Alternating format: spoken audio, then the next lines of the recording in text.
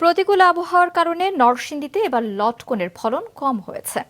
এতে আর্থিক ক্ষতির শঙ্কায় পড়েছেন চাষিরা। পরিস্থিতি বিবেচনায় আগামী মৌসুমে লটকন উৎপাদন এবং বাজার সম্প্রসারণে মাঠ পর্যায়ে কাজ শুরু করেছে কৃষি বিভাগ। আল আমিনের তথ্য এবং ছবিতে ডেস্ক রিপোর্ট। একসময় জংলি ফল লটকন এখন নরসিংদীর অন্যতম অর্থকরী ফসল। ঔষধি গুণে ভরপুর এই ফল নরসিংদীর লাল মাটিতে বাণিজ্যিকভাবে বড় পরিসরে চাষ হচ্ছে। শিবপুর, বেলাবো ও রায়পুরা উপজেলার লটকনের স্বাদ এবং পুষ্টিমান আলাদা পরিচিতি পেয়েছে দেশ জুড়ে। আমাদের এই নরসিংদী লটকনটা কালারেও সুন্দর হয় এবং খাইতেও খুব মিষ্টি হয়। কম খরচে বেশি লাভ হওয়ায় প্রতি বছরই বাড়ছে লটকন চাষের পরিধি।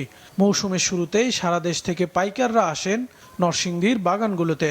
স্থানীয় বাজারের চাহিদা মিটিয়ে মধ্যপ্রাচ্য সহ বিভিন্ন দেশেও যাচ্ছে এই জিআই পণ্য। সবার কাছ থেকে শুনছি যে এই জায়গার লটকন অনেক ভালো, মিষ্টি বা দামে একটু কম পাওয়া যায়, ব্যবসা উন্নতি হওয়া যায়। এই জন্য আমি আসছি। আমি কিছু কাছ থেকে আসছি 70,000 টাকা লটকন কিনছি। লটকন খুব ভালো, নিয়ে এখানে নিয়ে বিক্রি করি। দুবাই, ইতালি, লন্ডন, সৌদি আরব, মানে বিশ্বের সব জায়গায় লটকন যায়। তবে এবছর অনিয়মিত বৃষ্টি ও প্রতিকূল আবহাওয়ার প্রভাবে অধিকাংশ বাগানে ফলন অনেকটাই কম হয়েছে। বছরের লটকন খুব কমাইছে, আমরা খুব দুশ্চিন্তায় আছি। বাজারের রেটটা গত বছরের তুলনায় একটু কম আছে। একদিকে লস হয়, একদিকে লাভ হয়। কিনে অসুবিধা হয়েছে না, বুঝা বাজার থেকে কিনে সুবিধা করতে পারি না।